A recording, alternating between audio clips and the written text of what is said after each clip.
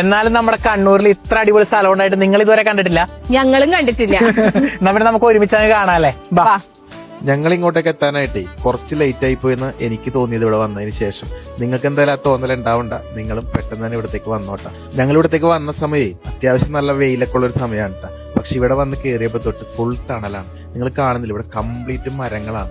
ഏത് സമയത്ത് വന്നാലും ഇതേ കാലാവസ്ഥ, നല്ല തണലും നല്ല തണുപ്പും. അതുകൊണ്ടാണ് നമ്മുടെ ഫാമിലിയോടൊപ്പം കുട്ടികളൊക്കെ ഒത്തേ എത്ര സമയം വേണമെങ്കിലും നടന്ന് ടൈം സ്പെൻഡ് ചെയ്യാൻ പറ്റിയ നല്ല അടിപൊളി ഒരു സ്ഥലം കേട്ടോ. കുട്ടികൾക്ക് കളിക്കാനുള്ള ഒരുപാട് സംഭവങ്ങളൊക്കെ ഇവിടെ ഉണ്ട് കേട്ടോ. അപ്പൊ ഇത്ര അടിപൊളിയാണ് സംഭവങ്ങളൊക്കെ ഉണ്ട് എന്ന് പറയുന്നല്ലാതെ സ്ഥലം എവിടെയാണെന്ന് ഞാൻ ഇതുവരെ പറഞ്ഞിട്ടില്ല കേട്ടോ.